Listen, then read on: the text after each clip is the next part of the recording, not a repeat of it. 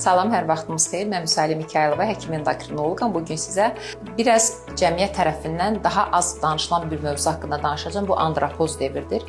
Andropoz devir qadınların menopozunda olduğu kimi kişilərin də bəzi əlamətlərdə özünü göstərə bildiyi bir devirdir. Belə ki, 40-50 yaş arasında olan kişilərimizdə aşağıda sadaladığım şikayətlər olursa, artıq onların andropoza girməyinin əlamətləridir. Əslində kişilərimiz andropoz devirinə biraz daha gec yaşlarında girməlidir, amma məlum olduğu kimi endokrin xəstələrimiz, şəkərli diabetlərimiz, tiroid xəstələrimiz, Cushinglərimiz və bunun kimi digər xəstəliyi olan pasientlərimiz daha tez andropoz devirə girirlər.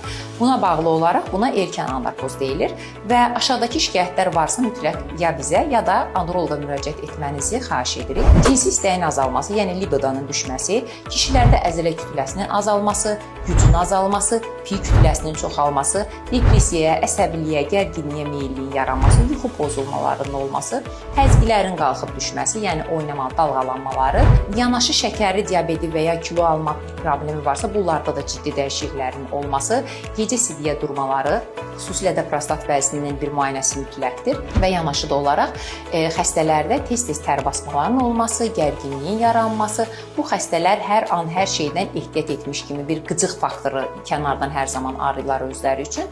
Bu kimi şeylərin yaranması, piy kütləsinin artması və bunlara bağlı olaraq digər yanaşı diskomfort hallarının olması mütləq xəstələrimizin androloqa və endokrinoloqa müraciət edərək hormonal balansının yoxlanmasını tələb edir. Diqqətinizə görə təşəkkür edirəm.